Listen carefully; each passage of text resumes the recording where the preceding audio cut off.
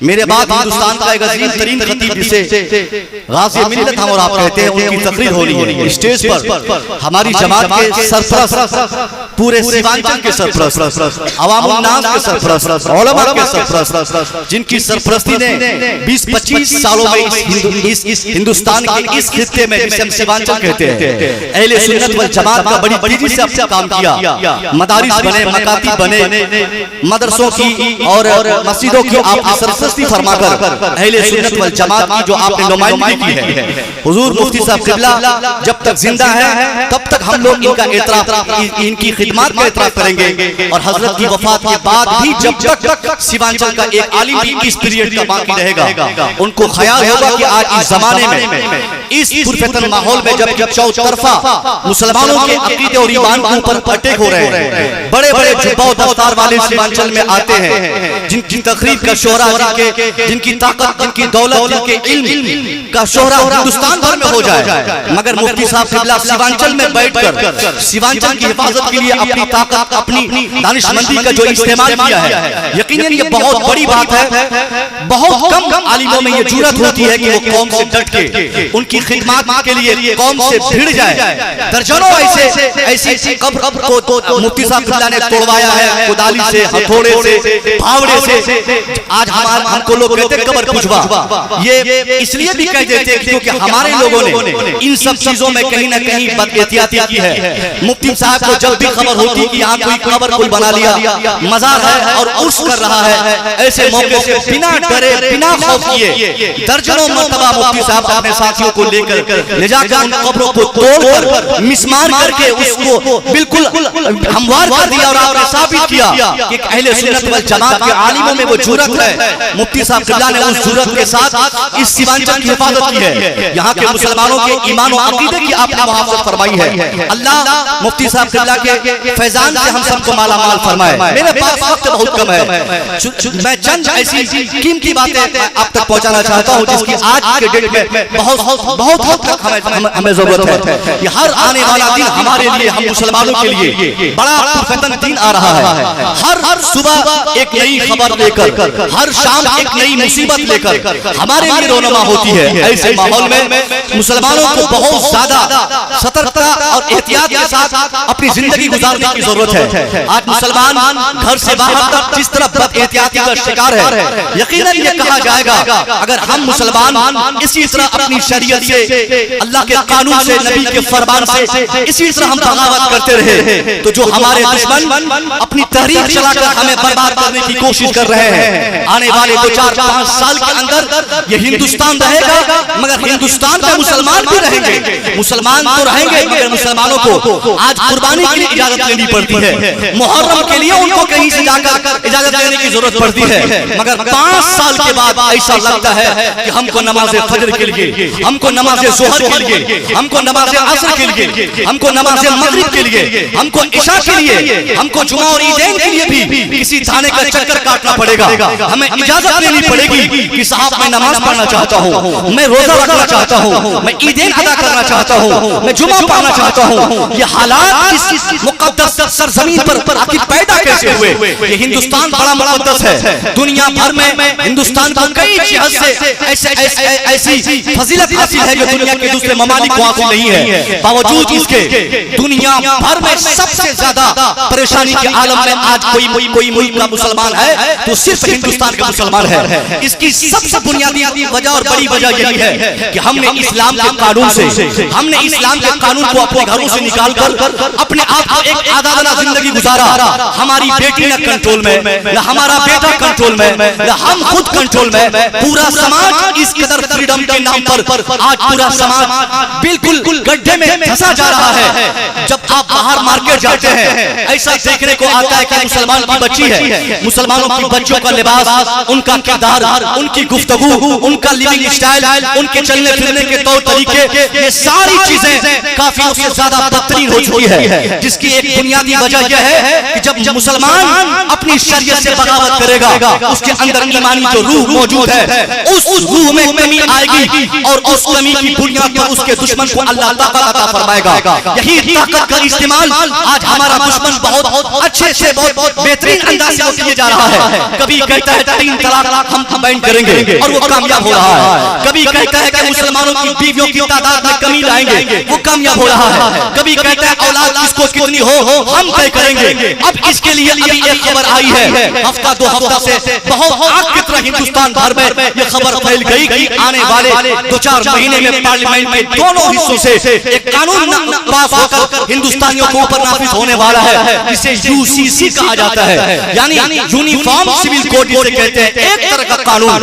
حکومت کا منشا یہ ہے کہ یہ ایک طرح کا قانون ہوگا تو مسلمان رہے ہندو رہے. یہاں پہ ہندوؤں کی بات میں اس لیے کر رہا ہوں کہ ہندو بھائی کا نام وہ بھی حکومت لے رہی ہے, مگر سچائی ہے صاحب, شادی ہو, بیاہ ہو, بچپنا ہو, جوانی ہو, بڑھاپا ہو, روزمرہ کی زندگی میں جو قوانین اسلام کے ہیں دنیا کے کسی مذہب میں وہ قانون نہیں ہے. مگر کیا کیا جائے, صرف مسلمانوں کو پریشان کرنے کا, مسلمانوں کو ٹارگیٹ کرنے کا, ہر روز ایک نیا فرمان جاری کرنے کی جو نیت لے کر حکومت بیٹھی ہے.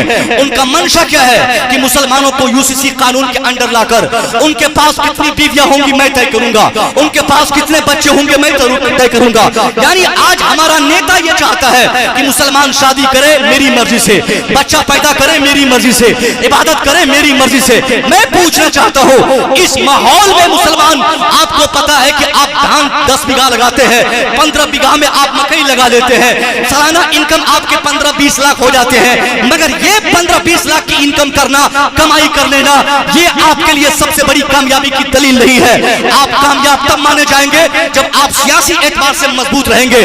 آپ کی جماعت میں اگر کوئی مولوی سیاسی گفتگو کرے تو سب سے بڑا دشمن آپ ہوتے ہیں. آپ کہتے ہیں مولوی سیاست مت کر, سیاست کرنا میرا کام, مکھیا بننا میرا کام, سرپنچ بننا میرا کام, ودھائک بننا میرا کام, منتری بننا میرا کام, منسٹر بننا میرا کام. اب یہی تو ہو رہا ہے جن کو پیشاب کرنے کا شعور نہیں, جس کو اپنی بیوی کو رکھنے کا ڈھنگ آج تک معلوم نہیں, وہ بھی آج ہمارے گاؤں دیہاتوں میں طلاق کا فیصلہ کرنے کے لیے اسی سرپنچ کو بلایا جاتا ہے, طلاق دلوانے کے لیے سرپنچ کو بلایا جاتا ہے, خلا کی محفل میں سرپنچ کو بلایا جاتا ہے. ہاں قانونی اعتبار سے ایک سرپنچ اتھورائزڈ ہے کہ وہ سماج میں جو بھی خرابیاں ہو اس کو پنچایت میں, پنچایتی راج ہے اس لیے پنچایت میں بیٹھ کر اس کا ڈیسیژن کرے. مگر ہم نے کیا کیا, علماء کو ہم نے فراموش کر دیا, ان کی ضرورتوں کو ہم نے بالکل لایانی سمجھ کر اپنے دلوں سے, گھروں سے نکال دیا. نتیجہ کیا نکلا, اب طلاق کی کثرت ہو گئی, خلا کی کثرت ہو گئی, بے نمازی کی کثرت ہو گئی. دینداری جو مسلمانوں میں نظر آنی چاہیے, اسلامک معاشرے سے وہ دینداری ختم ہوتی گئی اور جاہل لوگ ہمارے سماج میں نیتا بن گئے. مولوی اگر نیتا گیری کے لیے سامنے آیا تو ان کی زبان بند کرنے کے لیے 50 آدمی سامنے آئے. ابھی بلیاوی صاحب قبلہ ہماری جماعت کے ایک بڑے نیتا ہے.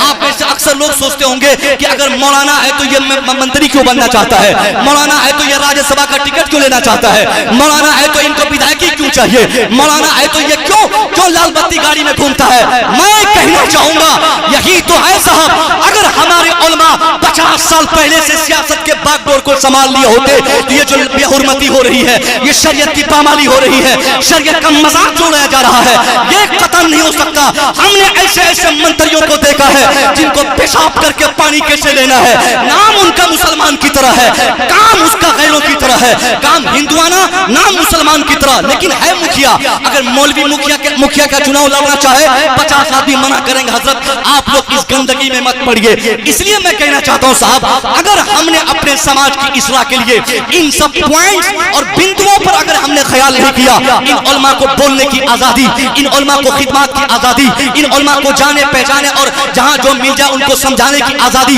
جب تک ہم نہیں دیں گے, قسم خدا کی ہماری بیٹیاں اسی طرح ادنگی مارکیٹ میں گھومتی رہیں گی, ہمارے بیٹے شراب پی کر سڑک کے کنارے گرتے ہوئے نظر آئیں گے, کوئی منع کرنے والا نہیں ہوگا. دنیا کا وہ کون سا ایسا پاورفل انسان ہے جو اپنے مذہب کے لیے جیتا ہے؟ وہ صرف اور صرف عالم دین ہوا کرتے ہیں جن کی تنخواہ 5000 ہوتی ہے مگر جینے کا مقصد صرف دین کی خدمت ہے, جن کی تنخواہ 2000 ہو جائے پھر بھی جینے کا مقصد دین کی خدمت ہے.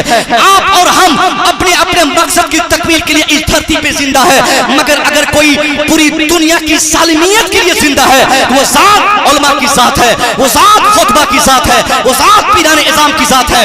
ہم ان کی عزت کریں اور جب جس محفل سے یہ جو سیاسی باتیں ہم تک پہنچائے चाहे यूसीसी का मैटर हो, हम इनसे समझने की कोशिश करें कि हजरत ये यूसीसी किस तरह से हमारे लिए खतरनाक है, इसके नुकसानात क्या है, इसके नताइज क्या मुरतब होंगे, मुसलमान किस हद तक इससे परेशान हो सकता है, मुसलमानों का कानून किस कदर इस्लामिक कानून डैमेज हो सकता है। तब एक मौलवी माइक पर आपको समझाते हुए कहेगा मुसलमानों के सिरे से यह खिलाफ है यूसीसी कानून, क्योंकि जब ये नाफिज होगा मुसलमान अपनी मर्जी से बीवियां नहीं रख सकता, बच्चे पैदा नहीं कर सकता, वो अपनी बहन को अपनी प्रॉपर्टी में जिस तरह भाइयों के हुकूक होंगे उसी तरह बहनों के हुकूक भी ये गवर्नमेंट दिलाना चाहेगी। मैं कहना चाहूंगा कुरान एक नजरिए जिंदगी किताब का नाम है, जिस किताब में बहन को कितने हुकूक देने चाहिए कुरान ने पहले बताया, भाई के कितने हुकूक है वो कुरान ने बता दिया, बेटी के कितने हुकूक है कुरान ने बता दिया, शादी में कितनी बीवियों को रखने की इजाजत है कुरान ने बताया, बेटी ये औलाद हम कब पैदा करें, किस हद तक हम रख सकते हैं और उनकी क्या जिम्मेदारी है, ये सारी चीजें डिटेल से कुरान में बताई गई है। और जो कुछ रह गई मुस्तफा करीम ने अपनी बातों और अपने फरमान से दुनिया को बताया। यही हुकूमत चाहती है कि मुसलमानों का अमल कुरान पे न हो, कुरान के कानून पे न हो, हदीस मुस्तफा पे न हो, मुसलमान इस्लामिक आगोश में पले नहीं, तो उस मतलब क्या होगा, उसके बाद नतीजा ये निकलेगा जब मुसलमानों का अमल कुरान पे न हो, मुसलमानों की जिंदगी कुरान के मुताबिक नहीं गुजरेगी, ऐसी उरियानियत आएगी, मुसलमानों की बेटी उसके कंट्रोल से बाहर, मुसलमानों का बेटा उसके कंट्रोल से बाहर, मुसलमानों का हर छोटा बड़ा इस्लामिक कंट्रोल से बाहर हो जाएगा। फिर जब इस्लामिक मुआशरे में इस्लाम नजर नहीं आएगा तो कुफ्र का वलवला होगा, कुफ्र का दबदबा होगा, उसका प्रेशर होगा, उसके बाद कुफ्र जैसा चाहेगा वैसा हमें रखेगा। वो कहेगा कलमा पढ़ तो हम पढ़ेंगे, वो कहेगा मत पढ़ तो हम इनकार करेंगे, वो कहेगा नमाज पढ़ तो हम पढ़ेंगे, वो कहेगा नमाज ना पढ़ तो हम इनकार करेंगे। ये हालात हो जाएंगे, इससे पहले ये हालात हो जाए हम तैयार हो जाए, हुकूमत को अपने किरदार से हम जवाब दे दें। अगर उसने शादी के ताल्लुक से, बेटी के हुकूक के ताल्लुक से, बीवियों के हुकूक के ताल्लुक से हमें उकसाने की हुकूमत ने कोशिश की है तो हम बेटियों के हुकूक देकर हम बता दें, बीवियों के हुकूक देकर बता दें, नमाज अदा करके बता दें, इस्लाम पे अमल करके बता दें, कुरानी कवानीन पे अमल करके बता दें कि दुनिया जिस तरीके से तूने हमें अपने कुरान के कानून से अलग करने की तूने कोशिश की है, कसम खुदा की हम अपने किरदार से जब हम दुनिया को यह बताना चाहेंगे, हमारी इस भरी दुनिया में जो हमारी दुश्मनी मोल लेना चाहते हैं वो जब हमें देखेंगे कि मुसलमान खुद कुरान के अमल पर बिल्कुल अमल करने के लिए बिल्कुल कमर बस्ता है, बिल्कुल मुसलमान तैयार है, एक इंच हटने को नहीं, उसके बाद काफिरों के पांव भी पीछे होंगे। फिर नतीजा क्या निकलेगा, मुसलमान और मुसलमान के बच्चे, मुसलमान और मुसलमानों की बेटियां, मुसलमान और मुसलमानों की बीवियां, सब लोग अपने किरदार से मुसलमान नजर आएंगे।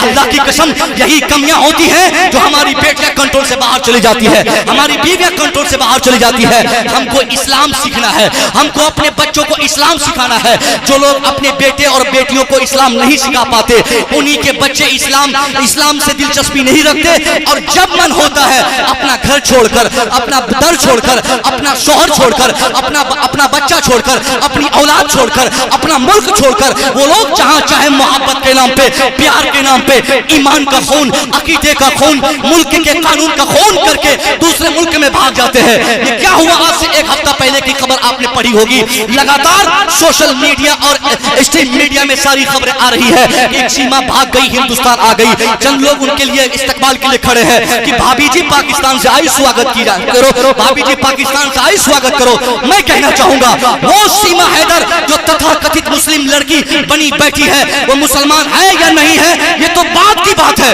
मगर दुनिया को क्या पता चला कि एक मुस्लिम मुआशरे की बेटी भागी है, और सिर्फ बेटी नहीं वो किसी की बीवी थी जो 4 बच्चों को लेकर अपने शौहर को त्याग देकर, मुल्क को त्याग देकर किसी ऐसे छुछंदर चेहरे वाले से शादी करने को, प्यार करने को उसने लाजिम करार दिया, और उसके असर से वो इस मुल्क में भाग आई। यही होगा आज एक सीमा अपना मुल्क लांघकर वो दूसरे मुल्क में आकर किसी से शादी करने को वो ऐलान कर गई कि मैं इसी से शादी करूंगी। आने वाले 2-4-10 सालों में हर घर की बेटी सीमा बन जाएगी अगर हमने अपनी बेटियों को, अपनी बीवियों को इस्लाम काम नहीं सिखाया। जैसे हमारी बीवी घर से बाहर जाए उसकी वाजिब वजह हम पूछे, ए मेरी बीवी ईद के मौके पे कपड़ा मैं देता हूँ, तेरे लिए ज़ेवरात मैं देता हूँ, तेरे लिए खाने पीने का इंतजाम मैं करता हूँ, तेरे सुख के लिए, तेरे चैन के लिए मैं बिहार छोड़कर दिल्ली जाता हूँ, पंजाब जाता हूँ, मैं हरियाणा में करता हूँ। 5-5 साल तक अनथक मेहनत कोशिश करने के बाद तब जाकर मैं 2-4-10 हजार रुपया का इंतजाम करता हूँ। मगर तुम कौन होती हो? दवाई के नाम पे घर छोड़ने वाली, कपड़े खरीदने के नाम पे घर छोड़ने वाली, मार्केटिंग करने वाली। आज अगर आपने नहीं मना किया, खुदा की कसम, ये जो कस्बा मार्केट में शनिचर और मंगल के दिन जो मार्केटिंग होती है उस दिन क्या आप देखते हैं? मार्केट में अगर 5-10% मर्द मिलते हैं तो ठीक है, वरना सारी औरतें हैं। ये कौन औरतें घूमती है जिनके शौहर घर में पंखे की हवा खा रहे हैं मगर बीवी उसकी मार्केटिंग कर रही है? आज बीवी मार्केटिंग आई है, मार्केट आई है मार्केटिंग के लिए, मगर कल हम देखेंगे हमारे गैबाने में, हमारी जबान में भी वो ताकत नहीं रहेगी। अगर हमको मालूम हो जाए हमारी बीवी हमारे सामने भागे, हमारे गैबाने भागे, मगर हम उसे रोक नहीं पाएंगे। अल्लाह की कसम, हम अपनी बीवी को कंट्रोल करें, उनको इस्लाम सिखाए। ये मेरी बीवी, तुम गरीब की बीवी जरूर हो, तुम गरीब की बीवी जरूर हो, मगर मेरी किस्मत में तुम ही थी, इसलिए तुमसे जो मेरी मोहब्बत है और जो तुम मुझसे मोहब्बत करती हो, यही दुनिया और आखिरत की मोहब्बत है। एक शौहर अपनी बीवी की मोहब्बत में सरसार होकर उनके लिए जीने मरने की कसम खाकर इस्लामिक तौर तरीके से अपनी बीवी का जब सच्चा आशिक बनेगा, उसकी बीवी देखेगी कि ये मेरा शौहर जो मेरे लिए घर छोड़ता है कमाने के लिए, मेरी खुशी के लिए बेचैन रहता है। अब इस शौहर को छोड़कर दुनिया का कोई सलमान खान भी आ जाए तो इस गरीब शौहर के चेहरे को देखते ही वो सलमान को मैं तैयार देकर इसी गरीब शौहर के घर को मैं हमेशा की जिंदगी बना लूंगी। ये जब हम अपनी बीवी को मोहब्बत का पैगाम देंगे, बीवी से मोहब्बत करेंगे तब, और बीवी को लटकाने वाला, बीवी को गाली देने वाला, बीवी को नौकर समझने वाला, बीवी को पीटने वाला, बीवी को भगाने वाला, बगल में थाना है, आप जाके अध्यक्ष जी से एक डायरी चेक कर लीजिएगा, अगर उसमें महीने के 100 कंप्लेंट्स होते हैं तो 100 में से 50 से ज्यादा ऐसे कंप्लेन है जहां बेटियों को प्रताड़ित किया जाता है, बीवियों को प्रताड़ित किया जाता है। 5 साल हो जाते 1 रुपया देने वाला शौहर नहीं उसको। अब 5 साल तक जो आदमी अपनी बीवी को त्याग देकर दूसरे की बहु बेटियों को देखेगा और बीवी और बच्चों को ऐसे आजाद छोड़ देगा, उसकी बीवी 1-2 देश का, वो चाहेगी तो 7 समंदर से भी ज्यादा दूरी मसाफत तय करनी हो तो भाग कर कहीं शादी करेगी। बीवी को छोड़ना नहीं है, बीवी से एक सच्चा रब्त रखना है, एक ऐसी मोहब्बत पैदा करनी है। इस्लाम हमें सिखाता है माँ की मोहब्बत में हमें जीना है, मगर माँ के मोहब्बत के चक्कर में अगर बीवी नाराज हो जाए तो जिस माँ के कदमों के नीचे अल्लाह ने अपनी जन्नत बताई है, मुस्तफा करीम का ऐलान है कि माओ के नीचे अल्लाह की जन्नत है, तो उसी बीवी की नाराजगी में माँ राजी भी रहे तब भी अल्लाह 100% हमसे राजी नहीं होगा, क्योंकि एक फर्द घर का तो हमसे नाराज है, घर की एक जिम्मेदार औरत हमसे नाराज है। इसलिए साहब हम अपनी बीवियों के हुकूक की अदायगी करें, वरना ये जो हमारी हुकूमत को आज ये हिम्मत हुई है बीवियों के ताल्लुक से जो जागरूकता अभियान चला रही है, ये ऐसा क्यों हो रहा है? क्योंकि हम मुसलमानों ने अपनी बीवियों को कहीं का नहीं छोड़ा। आज हिंदुस्तान भर की बीवियां पिट रही है, मार खा रही है, बिला वजह उनको तकलीफ दी जा रही है। कुछ तकलीफें तो शौहर खुद दे देते, बाकी की बची हुई तकलीफें सास देती है, ससुर देते हैं, देवर देते हैं। ये सब लोग मिलकर एक बीवी की जिंदगी को ससुराल में जहन्नम का एक हिस्सा बना देते हैं, जिसकी वजह से एक नतीजा क्या निकलता है? अब वो बीवी अपने घर को जब जहन्नम समझेगी तो आजादी के लिए घर से बाहर जाएगी, जहां चाहेगा चेहरा काला करवाएगी, जहां चाहेगी वो भाग जाएगी। इसलिए साहब बड़ा खतरनाक माहौल आ चुका है। हमारी जिम्मेदारी है हम कुरानी आयत के मुताबिक हमारे ऊपर जो फरमान नाफिज किए गए हैं उस आधार पर हम जिंदगी गुजारे और अपने अमल से दुनिया को बताएं कि हम इस कदर अमल के एतबार से कमजोर नहीं है कि दुनिया जो कानून चाहे हमारे ऊपर नाफिज कर दे। अरे तेरा काम है कानून बनाना, कानून बना, अमल करना तो मेरा काम है। यूसीसी रहे, पीसीसी रहे, उससे कोई मतलब नहीं। मुसलमान उसी कानून पे अमल करेगा जिस कानून की स्थापना आज से 1400 साल पहले कुरान के जरिए की गई थी, जिसकी बुनियाद डाली गई थी। कुरान ने जितनी बीवियों को रखने की इजाजत दी है मुसलमान उतनी ही रखेगा, मगर मोहब्बत से रखेगा। कुरान ने जिस कदर औलाद के हुकूक हमारे ऊपर नाफिज किए हैं उसी हुकूक की अदायगी हम करेंगे। अल्लाह की कसम जिस दिन हम अमली एतबार से पूरी दुनिया को ये बता गए कि हम कुरान के एतबार से जिंदगी गुजारेंगे, किसी को ये ताकत न होगी कि कुरान के कानून से छेड़छाड़ करे। ये तो जाहिल लोग हैं साहब, इनको पढ़ाई पढ़ाई से कोई मतलब नहीं, इनको एजुकेशन से मतलब नहीं, इनको नॉलेज से मतलब नहीं। बस किसी ने कह दिया कि यूसीसी कानून के निफाज के बाद हिंदुस्तान के हालात बेहतर हो जाएंगे, यहाँ शांति आएगी, यहाँ सब लोग मुतमईन हो जाएंगे, हिंदुस्तान तरक्की करेगा। ये झूठा वादा करके और झूठी बात मीडिया में आके लोगों को बताकर बरकरार की ये हुकूमत कोशिश कर रही है। मगर सच्चाई क्या है? यूसीसी कानून से इस हिंदुस्तान में, जिस हिंदुस्तान में न जाने कितने खुदाओं को माना जाता है, जिस हिंदुस्तान में गाय को, बछड़े को, पेशाब को, पखाना को, सांप को, बंदर को, आदमी को, चुचंदर को, आसमान को, पानी को, ये सूरज को, जहां लातादाद खुदाओं को मानने वाले लोग जिस हिंदुस्तान में रहते हो, उस हिंदुस्तान में भला किसी प्रधानमंत्री के चाहने पर कोई शादी करेगा? किसी प्रधानमंत्री के चाहने पर अपनी बीवी से मोहब्बत करेगा? प्रधानमंत्री के इशारे पर बच्चे पैदा करेगा? नहीं हो सकता। ये कानून सक्सेस नहीं हो पाएगा। ये कानून बनाना है, ये बना ले, मगर अमल करना हमारा काम है।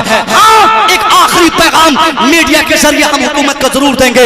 अगर यूनिफॉर्म सिविल कोड लाने की अगर किसी की मंशा और किसी का इरादा है तो ये दुनियावी यूनिफॉर्म न लाए। अगर लाना है तो कुरानी यूनिफॉर्म नाफिज करे। कुरान ने जो 1400 साल पहले इंसानियत के बचाव के लिए जिस यूनिफॉर्म की कुरान ने बात की है, उस कानून को अगर हिंदुस्तान में हम नाफिज करेंगे तो 100% हम कह सकते हैं हमारे हिंदुस्तान में शांति आएगी। हिंदुस्तान के हर वर्ग के लोगों को तरक्की हो जाएगी और कहीं से कोई दिक्कत नहीं होगी। और ये बात सिर्फ हम लोग ऐसे नहीं बोलते हैं। हिंदुस्तान से 7,500 किलोमीटर दूर बैठा हुआ एक बहुत बड़ा दानिश्वर, एक बहुत बड़ा कलमकार, एक बहुत बड़ा बादशाह जिसे हम नेपोलियन कहते हैं। नेपोलियन 60,000 फौज के दस्ते का तनहा मालिक, 60,000 लोग जिनके पीछे अपनी जान देने को हमेशा तैयार रहते, उस नेता या उस पढ़े लिखे लीडर का नाम नेपोलियन है। यहाँ तो जाहिल लोगों को हुकूमत मिल जाती है। जो 5 क्लास पास है वो शिक्षा मंत्री बन जाते, जो 10 क्लास पास है वो मुख्यमंत्री बन जाते, और जो 1 क्लास भी पास नहीं हो वो प्रधानमंत्री बन जाते हैं। यहाँ एजुकेशन की कदर नहीं। मगर फ्रांस का नेपोलियन कितना पढ़ा लिखा शख्स है, इसी तरह उनको भी इस्लाम से दुश्मनी हो गई। कई रातें सोचता रहा कि इस्लाम को तबाह करेंगे, इस्लाम बर्बाद करेंगे, कुरान को हम हटाएंगे, कुरानी कवानीन पे अमल किसी को करने नहीं देंगे। कई रात गुजारने के बाद एक रात तन्हाई में नेपोलियन सोचता है कि जिस कुरान को हम मिटाना चाहते हैं, जरा उस कुरान को पढ़ तो ले कि वो कुरान कहता क्या है, वो कुरान बताता क्या है, वो कुरान देता क्या है, वो कुरान सिखाता क्या है। What has been given by that Quran? उस कुरान के जरिए दुनिया को क्या दिया गया है? इस इरादे की तकमील के लिए नेपोलियन ने अपने लोगों से कहा कि जरा मुझे कुरान तो बताओ कि किधर है। चंद इंग्लिश अनुवाद के नुस्खे नेपोलियन के मुताले के मेज पर रखे गए। नेपोलियन सुबह से शाम तक पढ़ना शुरू किया, फिर शाम से सुबह तक पढ़ना शुरू किया। तो 4 दिन कुरान अजीम का डीपली जब स्टडी किया, अभी पूरा कुरान नहीं पढ़ा है, अभी मुकम्मल कुरान खत्म नहीं किया है। 1-2 पारे पढ़ने के बाद वो नेपोलियन जो कई महीने से सोचता था कि इस्लाम को मिटा के रहेंगे, कुरान को मिटा के रहेंगे, मुसलमानों का वजूद खत्म करके रहेंगे, अब उस नेपोलियन की सारी दुश्मनी धरी की धरी रह गई। अपना कलम उठाता है, अब दुश्मनी के लिए नहीं बल्कि इस्लाम की मोहब्बत में लिखना चाहता है। इस्लाम की मोहब्बत में सरसार होकर साबिक का इस्लाम का दुश्मन नेपोलियन जब कलम उठाया, वो कहता I hope the time is not for us when I shall be able to unite all the wise and educated men from all countries of the world to establish a uniform based on the principles of Quran which alone are true, which alone can lead man peace and prosperity। अल्लाह की कसम, ये जाहिलों को हमने नेता बना दिया है, इसलिए इनको कुरान समझ में नहीं आता, इस्लाम समझ में नहीं आता, इस्लाम के कवानीन समझ में नहीं आते। मगर इसी दुनिया के एक बड़े पढ़े लिखे नेता का नाम नेपोलियन है। नेपोलियन ने क्या कहा? ए दुनिया वालों, आई hope the time is not for अस। मेरी आशा है कि बहुत जल्द भी दुनिया में एक ऐसा वक्त आने वाला है, बहुत जल्द ऐसा वक्त आ जाए when I shall be able, जब मैं इस काबिल बन जाऊं, किस काबिल? to unit all the wise and educated men from all countries of the world। वो कहता है जब मैं इस काबिल बन जाऊं, किस काबिल? कि सारी दुनिया की समस्याओं से लड़ने के लिए पूरी दुनिया के लिए एक कानून बनाया जाए। कह रहा था, यूसीसी कानून नाफिज करने के चक्कर में आज पूरा हिंदुस्तान का माहौल गर्म होता जा रहा है, हर जबान बोल पड़ी है। कोई अपनी राय रखते हुए कहता है कि हाँ हाँ ये सही कानून है, कोई कहता है कि नहीं ये गलत है। एक उत्तर प्रदेश की महिला नेता क्या कह गई आज से 10 दिन पहले, वो कही कि हाँ ये कानून ठीक है मगर तरीका ठीक नहीं है। यानी दबे लफ्जों में मुसलमानों के अलावा सब लोग चाहते हैं कि कानून जल्द नाफिज हो जाए। अगर इस तरह का कानून नाफिज करने का किसी की मंशा या किसी का शौक है तो सिर्फ एक ही तरीका है हिंदुस्तान भर को शांति करने का। जो नेपोलियन ने कहा, मैंने क्या कहा, नेपोलियन कहता I hope the time is not for all when I shall be able to unite all the wise and educated man from all countries of the world. Napoleon कहता है दुनिया वालों, मेरी तमन्ना क्या चल पड़ी है कि मैं चाहता हूं कि पूरी दुनिया से पढ़े लिखे लोगों को बिठाकर पूरी दुनिया से एक मशवरा लूं और पढ़े लिखे लोगों से मशवरा लूं, जाहिलों से मशवरा लेने की जरूरत नहीं। नेपोलियन पहले ही बता दिया, एक जमाना ऐसा आएगा जब जाहिल लोग कुर्सी पर बैठेंगे, हुकूमत वही करेंगे। इसलिए न रात का पता होगा न सुबह की उन्हें खबर होगी कब रात हुई, कब पैसा बंद करना चाहिए, कब लॉकडाउन लगना चाहिए, कब कौन सा कानून नाफिज करना चाहिए। जब जाहिलों के हाथ में हुकूमत होगी तो बगैर सोचे समझे वो कभी नोट बंद करेगा, कभी लॉकडाउन करेगा, कभी कोई रात के अंधेरे में कोई फरमान जारी करेगा। वही नेपोलियन कहा कि मेरी तमन्ना है कि जाहिलों को नहीं बल्कि पूरी दुनिया से पढ़े लिखे लोगों को लेकर एक जगह में बैठ जाऊं। और बैठने का मकसद क्या है? नेपोलियन कहता है to establish a uniform based on the principles of Quran.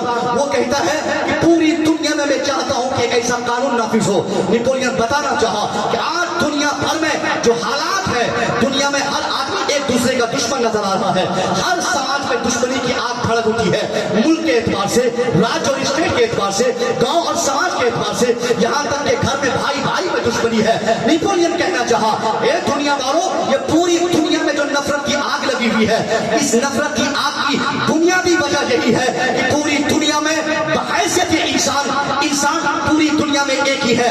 इंसान चाहे हिंदुस्तान में रहे या पाकिस्तान में हो या इंडोनेशिया में हो या अफ्रीका में हो या अमेरिका के व्हाइट हाउस में हो, इंसान होने की हैसियत से सब लोग बराबर है। मगर पूरी दुनिया में कानून कवानीन एक नहीं है। हिंदुस्तान में रहने वालों के लिए अलग कानून, पाकिस्तान के वासियों के लिए अलग कानून, नेपाली के लिए अलग संविधान। यानी वो बताना चाहा कि पूरी दुनिया में जो आज लड़ाई हो रही है, चाहे चाइना और अमेरिका की लड़ाई हो, जापान और फ्रांस की लड़ाई हो, हिंदुस्तान और पाकिस्तान की नफरतें हो, चाहे कुछ भी पूरी दुनिया में हो, इन सारी चीजों की बुनियादी वजह यह है कि इंसान होने के नाते पूरी दुनिया में सब लोग समान और बराबर है। मगर कानून एक नहीं। हिंदुस्तान का कानून कुछ अलग कहता है, पाकिस्तान का ज़ाब्ता कुछ अलग कहता है, अमेरिका का सिविलाइजेशन कुछ अलग कानून नाफिज करता है। यानी हर मुल्क का अलग अलग संविधान, अलग अलग ज़ाब्ता जिंदगी, अलग अलग सिविलाइजेशन जो है, यही झगड़े की बुनियादी वजह है। उसने क्या कहा, तुम अगर मेरी बात मानना चाहते हो तो मैं चाहता हूं कि पूरी दुनिया के कवानीन को एक जगह रख दो या उसको मिटा दो और पूरी दुनिया में शांति लाने के लिए एक ऐसा कानून बनाओ, एक ऐसा संविधान बनाओ जो वाकई पूरी दुनिया में मानवता के लिए काफी हो, पूरी दुनिया में इंसानियत के लिए काफी हो। और वो कानून कौन सा हो? वो कहता है to establish uniform based on the principles of Quran. वो कहना चाहा ए दुनिया वालों, दुनिया में शांति तब आएगी, तरक्की तब आएगी, दुनिया में खुशहाली तब आएगी जब दुनिया भर के तमाम संविधानिक किताबों को अलग करके पूरी दुनिया में शांति के लिए एक ऐसा कानून बनाया जाए जो कानून दुनिया के किसी कानूनी किताब से मैच नहीं करता हो। न तो हिंदुस्तानी संविधान से मैच करे, न तो पाकिस्तानी ज़ाब्ते से मैच करे, न तो किसी लीडर की बातों से मैच करे, न तो वो गांधी की फिक्र के आधार पे हो, न तो यजुर्वेद के आधार पे हो, न सामवेद के आधार पे हो, न दूसरे मजहबी किताब के आधार पे हो।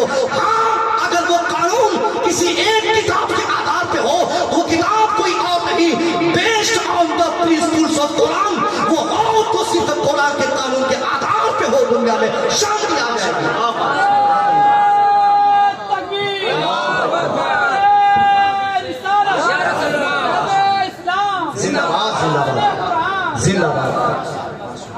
पढ़ा लिखा नेता लीडर ये कह गया कि दुनिया भर में शांति के लिए कुरानी कवानीन की जरूरत है, और ये बोलता है कि साहब हम फैसला करेंगे कि तेरे पास कितनी बीवी होनी चाहिए, हम डिसाइड करेंगे तेरे पास बच्चे कितने होने चाहिए। ये पागलपन है कि नहीं है? हिंदुस्तान में ऐसा मुमकिन ही नहीं है। ये अलग पागलपन उनके दिमाग में बसा है, तो उनको जो करना है करने दिया जाए। हम मुसलमानों को जिस हैसियत से अपने मजहब के कवानीन पर अपने मुल्क के साथ वफादारी करते हुए अमल करना है, और अमल करके पूरी दुनिया को अमल की हमें दावत देनी है। मैं अक्सर कहा करता हूँ, किसी दुश्मन से लड़ाई की जरूरत इस जमाने में नहीं। हम तलवार लाठी भाले बंदूक बम से किसी को अपनी बात नहीं मनवाएंगे। अगर हम चाहते हैं कि सामने वाला हमारी बात माने, तो इसके लिए एक ही तरीका है, वो अमल का तरीका है। हम अमल से पुरानी इंसान बन जाए, दुनिया हमें देखेगी, वो भी इस्लाम कबूल करने पर राजी हो जाएगी। मैं दुआ करूंगा मौला तबारक तआला हमारी इस मुख्तसर तरीन गुफ्तगू में जो गलती हुई उसे माफ करते हुए, जो सही बातें हमने कही, इन तमाम बातों पर हम सबको अमल की अल्लाह तौफीक अता फरमाए। अस्सलाम वालेकुम।